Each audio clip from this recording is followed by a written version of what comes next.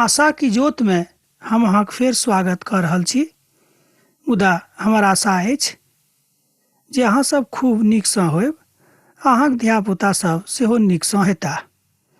जँ अहाँ विद्यार्थी छी तऽ हम खूब विश्वास करै छी जे अहाँ सब खूब नीकसँ अपन विद्या अध्ययन करैत होइब। हमर भाई बहिन, प्रभु के छोड़ कऽ आर दोसर केओ अहाँक सहायता नहि करता है, एहि बातक श्रीमान मरकुस अपन पोथी में बता रहल छथिन। आजुक दिन हमरा सब अध्याय 10 अध्ययन करब। तहन जँ अहाँक लग पवित्र पोथी अछि तऽ हमरा संगे अहूँ खोलि लिअ। एहि विचारक संबंध में बतायल गेल छैक। आ फेर यीशु उठि कऽ ओहिठामसँ यहूदा प्रदेश वा एना कहियो कि यरदन नदीक पार गेलाह। हुनका लग फेर भीड़ जौर भऽ गेलनि आर ओ हुनकासँ उपदेश सुनऽ लागलखिन। जेना हम एक बेर और अहाँसँ बतेने छलहुँ हैं कि प्रभु यीशु मसीह पिता परमेश्वरक वचनक विषय में बेसी ध्यान दैत रहथिन, ई नहि कि खाली चमत्कारक ऊपर ध्यान राखैत रहथिन। हमर भाई बहिन, ई बड़ जरूरी अछि कि हमरा लोकनि बेसी ध्यान परमेश्वरक वचनक दिस लगाबी तऽ बड़ नीक होइत। आउ तहन एकटा प्रार्थनाक साथ आजुक कार्यक्रमक अध्ययन आगाँ बढ़ाबी।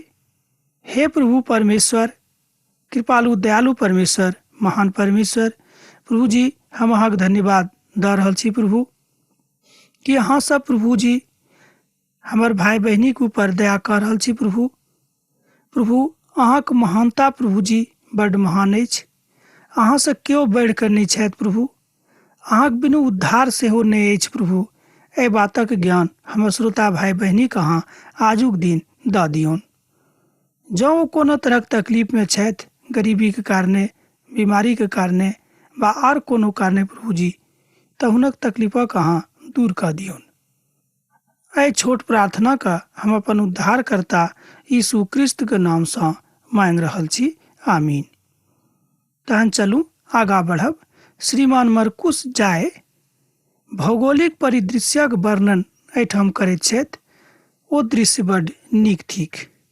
देखियौ, आगाँ में खूब नीक झील छैक आ पहाड़ सेहो थिक। मुदा पहाड़ जहन छै तऽ जंगल झाड़ सेहो हेतैक। तहन देखियौ, ओही के नीचाँ दऽ कऽ प्रभु यीशु मसीह जा रहल छथिन। एहिठाम एकटा बातक हमरा लोकनि बुझि सकलहुँ हैं कि प्रभु यीशु मसीह कोना कऽ अपन लोकक एहि सब बातक ज्ञान दऽ रहल छथि। मरकुस के पोथी में हमरा लोकनि 9 अध्याय के 30 में एहि बातक बतायल गेल छैक, जतऽ हमरा लोकनि देखने छलहुँ हैं। आ फेर ओ ओतऽसँ चलि गेलाह आ गलील प्रदेशक दऽ कऽ जाइत रहथि। एहिठाम हमरा लोकनि देखैत छी कि प्रभु यीशु मसीह एक ठामसँ दोसर ठाम आ दोसर ठामसँ तेसर ठाम अपन पिताक वचनक प्रचार करबाक लेल जा रहल छथि।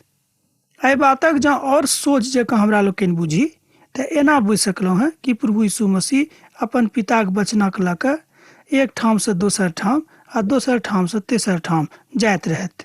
कारणे हुनका एहि बातक मालूम रहनि कि पिता परमेश्वर एहि संसार में हुनका एहि द्वारा पठौने छथि कि ओ हुनक नामक गुणानुवाद करें आ सब मनुष्य जातिक लेल उद्धारक बाटक सेहो खोज देख। तहन श्रीमान मरकुस एहि बातक बड़ नीकसँ बता रहल छथि आ एहिठाम हमरा लोकनि देख रहल छी जे ओ कतेक नीकसँ एहि बातक अभिव्यक्ति करैत छथि। अब ओ यरूशलेम दऽ कऽ जयबाक बात गंभीरतासँ चिंता कऽ रहल छथिन। अब यरूशलेम जायब। देखियौ, प्रभुक मन में अब कथा उठि रहल छनि जे हम यरूशलेम जायब।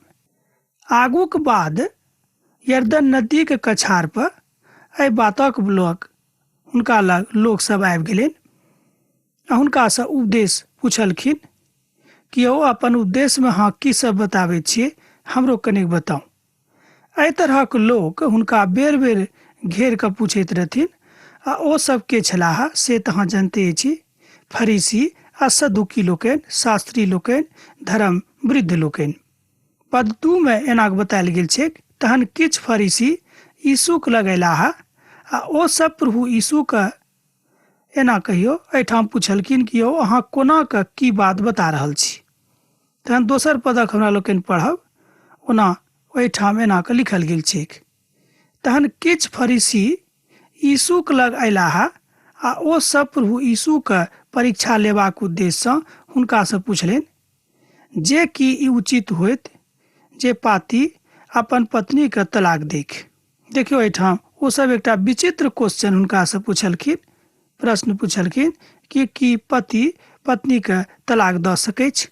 देखियो एहि तरह के प्रश्न हुनका से ओ पूछैत रहथिन जाहिसँ ओ प्रभु यीशु मसीह के धोखा देख आ हुनका गिराबैक। कोना के तऽ लोकक नजरी में यह हुनका सभक मुख्य उद्देश्य रहनि। फरीसी सब एहि उद्देश्य सँ प्रभु यीशु मसीह लग आबैत रहथि।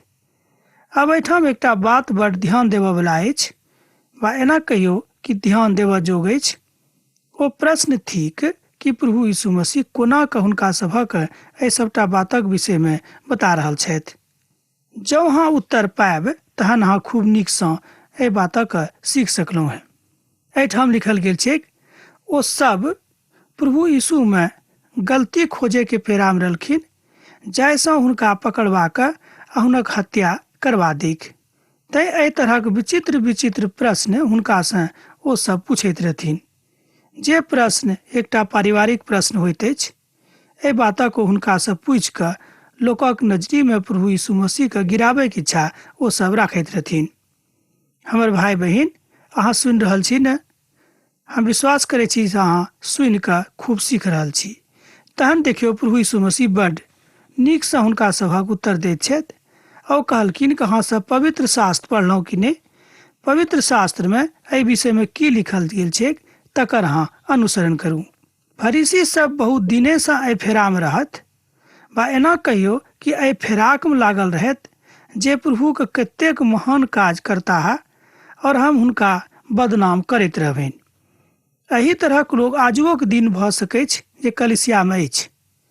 मान लियो केओ खूब प्रचार करैत छथि, केओ भाई वा बहिन, मुदा दोसर भाई बहिन हुनक शिकायत करैत छनि कि देखियौ ओ अपना के धर्मी गिनेबाक लेल खूब प्रचार करैत छथि। ई नहि कि हुनका हमरा लोकनि अरसराही कि हाँ अहाँ बड्ड नीक काज कऽ रहल छी, प्रभु के लेल अहाँ प्रचार कऽ रहल छी। हमर भाई बहिन, जँ अहाँ एहि तरहक मानसिकताक मनुष्य छी तऽ हम कहब ई नीक बात नहि अछि। जे केओ प्रभुक प्रचारक बीच में बाधक बनैत छथि ओ नीक मनुष्य नहि छथि। एहिठाम पवित्र पोथी में एहि बातक स्पष्टीकरण कयल गेल छैक। प्रभु यीशु हुनका उत्तर देलनि जे मूसा अहाँके की आज्ञा देने छथि? ओ सब कहलनि मूसा तऽ त्याग पत्र दऽ कऽ तजैके आज्ञा देने छथिन। देखियौ हुनक प्रश्नक पूछि कऽ स्वयं हुनके प्रश्न से ओ हुनका उत्तर दऽ देलखिन। एहि तरह हमरा लोकनि बाजि सकलहुँ हैं कि प्रभु यीशु मसीह सामाजिक रीति रिवाज में सेहो बड्ड मजबूत रहथि। ओ नहि चाहैत रहथिन कि कोनो मनुष्य के पारिवारिक जिंदगी, हुनक सामाजिक जिंदगी, हुनक गामक जिंदगी में कोनो तरह के खलल पड़ैक। एहि बातक ओ पूर्ण रूपेण विश्वास करैत रहथिन। तहन तलाकक संबंध में मूसाक नियम की कहैत अछि? व्यवस्थाक पोथी तकर 24 अध्याय के 1 पद में एहि बातक बतायल गेल अछि। जँ अहाँक लग पवित्र पोथी बाइबिल अछि तऽ व्यवस्थाक पोथी अहाँ खोलि कऽ देखियौ, पूर्ण नियमक पोथी थिक। ओतऽ 24 अध्याय के 1 पद में एहि बातक बतायल गेल अछि। ओतऽ की बतायल गेल अछि औंत कनिक हमरो लोकनि एक दूटा बातक देखी। जँ कोनो मनुष्य कोनो स्त्रीक संग विवाह कऽ लेक आ तकरा जँ किछु लज्जाक बात पाबि कऽ हुनका अप्रसन्न भऽ जायक तऽ हुनका त्याग पत्र लिख कऽ और हुनका हाथ में दऽ कऽ अपन घर से विदा कऽ देक। ई बात ओहिठाम बतायल गेल छनि। मुदा एहिठाम ई बात सोचक अछि कि मूसा किएक एहि तरहक व्यवस्था ओहिठाम इस्राएली लोकक देलखिन। कारण की रहे कि ताय कालक लोग, विशेष रूप में इस्राएली लोग बड़ कठोर लोग कहियो कहियो बनैत रहत आ प्रभु के आज्ञा के माने में ओ सब पाछा रहैत रहथिन। दोसर पदक एना अहाँ देख सकलहुँ हैं ओहिठाम जे लिखल गेल छै व्यवस्था पोथी में 24 अध्याय के दोसर पद में, जँ दोषी मनुष्य मार खयबाक जोग छथि तऽ न्यायी हुनका गिरा कऽ अपन सन्मुख में गिन गिन कऽ कोड़ा मारबैक। एहि तरहक आज्ञा ओहिठाम सेहो देवल गेल छनि। अब देखियो एहिठाम जे दोनों आज्ञा हमरा लोकनि देख रहल छी मूसा के दिस सँ देवल गेल व्यवस्थाक पोथी में, तऽ एहिठाम एहि बातक हमरा लोकनि देख रहल छी जे मूसा कोन परिस्थिति में एहि तरहक व्यवस्था इसराइली लोकक देलनि।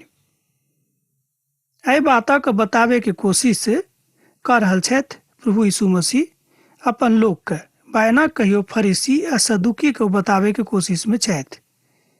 हम किएक एहिठाम कहलहुँ अपन लोक के, किएक तऽ प्रभु केकरो सँ नफरत नहि करैत छथि, केकरो सँ घृणा नहि राखैत छथि, केकरो छोट नहि बुझैत छथि, मुदा ओ चाहै छलखिन कि फरीसी सदुकी आ धर्मवृत्त जे सब छथि हिनको परमेश्वरक राज में लऽ आनी। मुदा ओ सब एतेक हट्ठी मनुख रहथि कि हुनका हृदय में परमेश्वरक प्रति प्यार नहीं रहनि। पद 5 से लऽ कऽ पद 9 में एहि बातक बखान बड़ नीक जकाँ कयल गेल छैक।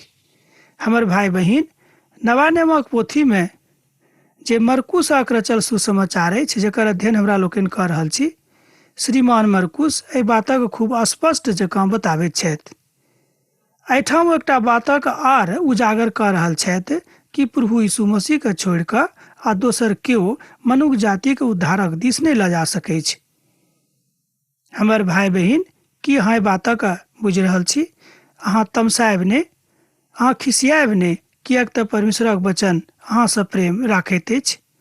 एकर अर्थ यह भेल कि प्रभु यीशु मसीह अहाँ सँ खूब प्रेम करैत छथि। प्रभु यीशु हुनका कहलनि, अहाँके हृदय कठोरता के कारणे, एहिठाम देखियौ कनिक एहि बातक, प्रभु यीशु हुनका कहलनि, अहाँके हृदयक कठोरता के कारणे मूसा अहाँ सभक हेतु ई आज्ञा लिखने छथि। एहिठाम देखियौ बड़ स्पष्ट जकाँ प्रभु यीशु मसीह एहि बातक बता रहल छथिन। 5 से लऽ कऽ 9 पद में अहाँ एहि बातक देख सकैत छी। मुदा सृष्टि के आरंभे सँ परमेश्वर हुनका नर आ नारी कहि कऽ बनौलथि। एहि कारणे पुरुष अपन माता पिता सँ अलग भऽ कऽ अपन पत्नी के संग रहता है और ओ दोनों एके देही होइत। तैं ओ अब एहि बातक अहाँ बुझि सकलहुँ हैं कि जहन प्रभु परमेश्वर स्त्री आ पुरुष के दू देही रहलाक बादो एके देही संज्ञा दैत छथि, एकर मतलब यह भेलै कि पिता परमेश्वर कहियो ई नहीं चाहै छथिन कि पति आ पत्नी अलग होइक। तहन एहिठाम तलाकक कतऽ सँ उद्देश्य आबि गेल, प्रश्न उठि गेल। एहि बातक श्रीमान मरकुस बता रहल छथिन। परमेश्वरक वचन बता रहल अछि, तैं हमरा सब परमेश्वरक वचन के जीवित वचन कहैत छी। एहिठाम परमेश्वर समस्त कारणे अपन मंतव्य दैत और फरीसी लोकक हृदयक पापक व्यक्त करैत छथि। हुनका सभक हृदय पाप सँ भरल रहनि, ईर्ष्या सँ भरल रहनि, घृणा सँ भरल रहनि। हमर भाई बहिन, हमरो सभक बीच में एहि तरहक लोक अछि जे अपन हृदय में पाप राखैत छथि, घृणा राखैत छथि आ दूसरा के नीक दृष्टि सँ नहीं देखैत छथि। ई बात नीक नहीं अछि। जँ अहाँ राखै छी तऽ हम कहब एहि बातक अहाँ परित्याग कऽ दियौक, किएक तऽ प्रभु की बात पसंद नहीं छनि। एहि संसार में हमर भाई बहिन, अहाँ बा हम कतेक दिनक लेल छी। 70-80 वर्षक बाद हमरा लोकनि एहिठाम सँ चलि जायब। ईश्वरीय ज्ञानक अभावक कारणे, शिक्षाक अभावक कारणे हमरा लोकनि आरंभ सँ ई बात सीखै में कनिक पाछाँ भऽ गेलहुँ हँ। तैं प्रभु कहैत छथि कि पति आ पत्नी के एके संग रहै के जरूरत छनि, अलग रहै के जरूरत नहीं अछि। एहि द्वारा पिता परमेश्वर आरंभे में दुनू के बनेने छलखिन। जे विवाहक बाद पति आ पत्नी अलग रहैत छथि सेहो नीक नहीं अछि। एहिठाम यहू बातक अभिव्यक्ति लुका कऽ कयल गेल छैक, वा एना कहियो घुरा कऽ कयल गेल छैक। तहन परमेश्वरक महिमा आर कृपा के कारणे ई भऽ सकै छै, मुदा अहाँ अपन ज्ञानक कारणे वा बुद्धि के कारणे एहि बातक कहियो सफल नहीं बना सकलहुँ हैं। मुदा परमेश्वरक ज्ञानक कारणे, कृपा के कारणे ई कथा संभव भऽ सकै छै। आ घर में प्रभु के यह प्रश्न हुनक शिष्य लोकन पुछलनि। प्रभु यीशु हुनका कहलनि जे पति अपन पत्नी के त्याग का दोसर विवाह रचाबैत छथि तऽ अपन पहिल पत्नी के विषय में व्यभिचार करैत छथि। आ जँ पत्नी अपन पतिक त्याग कऽ आ दोसर पुरुषसँ विवाह करैत छथि तऽ अपन पतिके विरुद्धमे पाप करैत छथिन। बड स्पष्ट जकाँ एहिठाम प्रभु यीशु मसीह बता देलखिन कि पति आ पत्नीके एके संग रहबाक छनि, अलग अलग रहबाक नहि छनि। पवित्र पोथीक एकटा विद्वान कहैत छथिन कि आजुक संसारमे पारिवारिक झगड़ा झंझट बढ़ैत अछि। कारण की भऽ गेल अछि कि लोकसभ परमेश्वरक व्यवस्थाके नहि मानैत छथि आ पति पत्नी बनलाक बादो हुनका अन्तरमे, हुनका बीचमे कोनो तरहक विहंगम सम्बन्ध नहि छनि, मुदा एहि तरहक सम्बन्ध छनि जे एक दोसर गोटेके शकके दृष्टिसँ देखैत छथि। तैँ आजुक दिन सम्पूर्ण संसारमे एहि तरहक लोक बड्ड कम छथि। मुदा ई नहि कि एहि तरहक लोक नहि छथि, से नहि। रोमीक पोथी आर व्यवस्थाक विवरणक पोथीमे एहि बातक अहाँ खूब नीकसँ देख सकलहुँ हैं।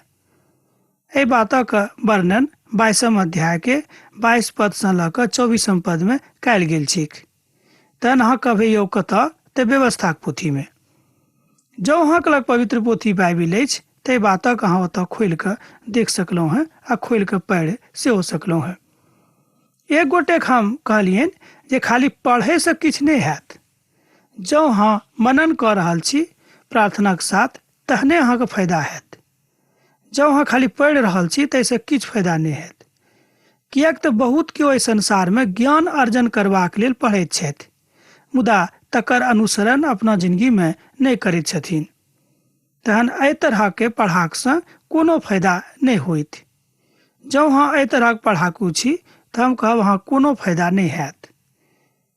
तहन परमेश्वरक पूत एहि बातक बताबैत छथि कि जे केओ परमेश्वरक पूतक ई बातक अधिकार दै छथिन कि ओ हुनक उद्धारकर्ता छथि, तहने परमेश्वरक वचनक अध्ययन करलासँ हुनका जिन्दगीमे फायदा हेतैक। तहन अहाँ प्रश्न पूछि सकलहुँ हैं कि तहन किएक अहाँ हमरा सबके ई बात बता रहल छी?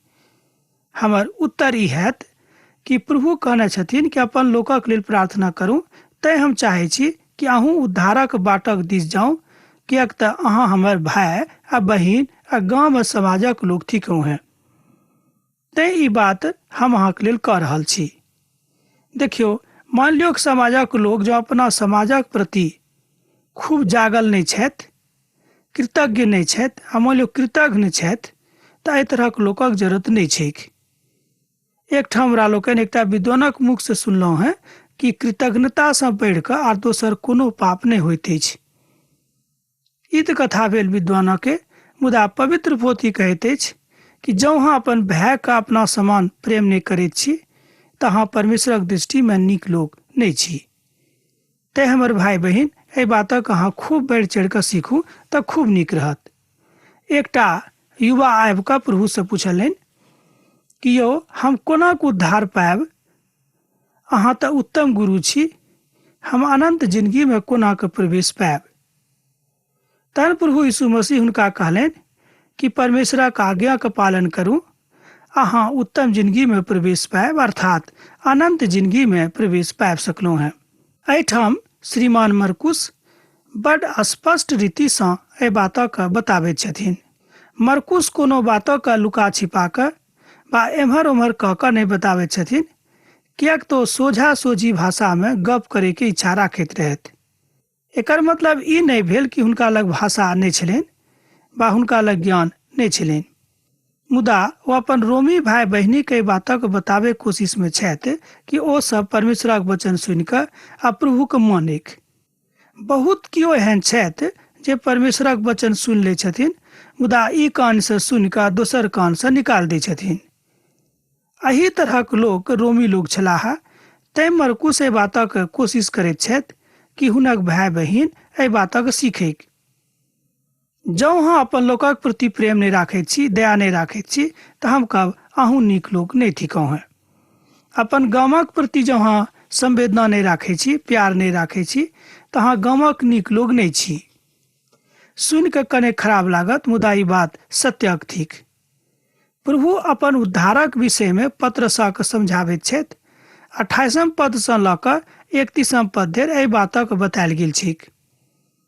उद्धारक अनुभवक संदर्भमे प्रभु कहैत छथि कि जे बहुत केओ प्रथम छथि ओ अंतिम कयल जेता है, जेना हम आरंभ में कहने छलहुँ हैं, आ जे अंतिम छथि हुनका प्रथम कयल जेतनि। ई कारण किएक होइत अछि? कारणे जे प्रथम छथि हुनका मन में जँ कोनो तरह घमंड भऽ गेलनि कि हम खूब पढ़ाकू छी, हम खूब नीक लोक छी, बा हमरा से केओ नीक नहि छथि, तहन ही भऽ सकैत अछि। एहिठाम परमेश्वरक महिमा आ तकर कृपा के कारणे ई कथा संभव भऽ सकैत अछि। हमर भाई बहिन, एहि बातक अहूँ खूब नीकसँ बुझि सकलहुँ हैं। अब प्रभु यीशु मसीह यरूशलेमक दिस जा रहल छथि। ओतऽ हुनका संगे की सब होबऽ वाला छैक, ओ सब कुछ जानैत छथि। एहिके बादो प्रभु यीशु मसीह यरूशलेमक दिस जायके इच्छा राखैत छथिन। यीशु आ हुनक शिष्य यरूशलेमक दिस जा रहल छलाह। यीशु हुनका आगाँ आगाँ जा रहल छलाह। ओ सब हुनका देखैत रहथिन कि प्रभु आगाँ आगाँ जा रहल छथि। जे सब यीशुके पाछा पाछा चलैत रहथि ओ डेराय लगलाह। तहन ओ फेर 12 के अलग अलग लऽ जाकऽ हुनकासँ कथा करलखिन। जे किछु हुनका ऊपर आबे वाला छैक, यीशु हुनका कहलखिन, देखियौ हमरा सब यरूशलेम जा रहल छी। ओतऽ मनुखक पुतके महायाजक आ शास्त्री लोक अपन हाथ में लऽ लेते आ हुनका पकड़वा देतेक, आ तकरा बाद हुनका मृत्यु दंड भेटतनि आ हुनका मारल जेतनि, आ ओ फेर तेसर दिन मृत्युक में से जी उठता। देखियौ ई सबटा जानलाक बादो प्रभु यीशु मसीह यरूशलेमक दिस जा रहल छथि। कारण की भेलै कि प्रभु यीशु मसीह के आगमन एहि द्वारे संसार में भेले रहनि को पापी मनुखक लेल अपन प्राण दैक। जँ प्रभु यीशु मसीह पापी मनुखक लेल प्राण नहीं दैतियैक तऽ हमरा सबक उद्धार नहीं होइतियैक। ई बात कहबा में हमरा एको रत्ती संदेह नहीं भऽ रहल अछि कि प्रभु यीशु मसीह हमरा सभक लेल पापी बनि गेलाह। हमरा सभक सबटा पाप अपना ऊपर लऽ लेलखिन, जाहिसँ मनुष्य जाति के उद्धार हुएक। अब हाँ एहिठाम एहि बातक जँ अहाँ सुनि कऽ अपना कान से हटा दैत छी तऽ कोनो बात नहीं।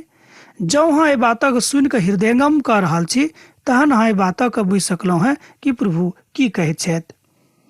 ओ सब हुनका मजाकक वस्तु बना देथिन। ओ सब हुनका ऊपर एना कहियो कि तरह तरह के कोसना करथिन, तरह तरह के व्यवधान आनि देथिन, तरह तरह से हुनका तकलीफ देथिन। यहू बातक विषय में प्रभु यीशु मसीह बता रहल छथि। तहन 34 पदक देखू। ओ सब हुनका मजाकक वस्तु बना देथिन। ओ सब हुनका ऊपर तरह तरह के बात आनि देथिन, हुनका कोड़ा मारल जेथिन, आ ओ सब हुनका घात करथिन, और 3 दिनक बाद पिता परमेश्वर फेर जी उठथिन। एहि बातक मनन अहाँ 34 पद में कह सकलहुँ हैं। प्रभु एहि तरह अपन मृत्यु के ब्यौरा दऽ रहल छथि जे ओना ओ कोना के मारल जेता है। हमर भाई बहिन, एही तरह हमरो लोकनि अपना जिंदगी से कहियो कहियो परेशान भऽ कऽ पाप करैत रहैत छी। हमरा सब जँ पाप नहीं करी तऽ बड नीक, आ जँ करि रहल छी तऽ बड खराब बात अछि। प्रभुक बातक मानल करी, एहिमे शक नहीं थिक।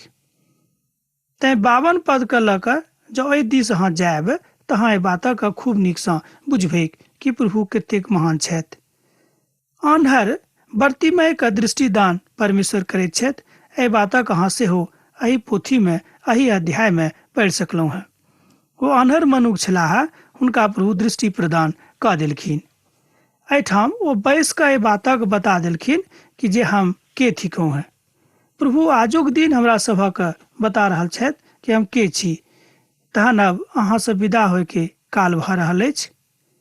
मुदा एहिठाम अहाँ विदा दिअ, फेर दोसर दिन अहाँ से हम प्रभुक वचनक ऊपर कथा करब।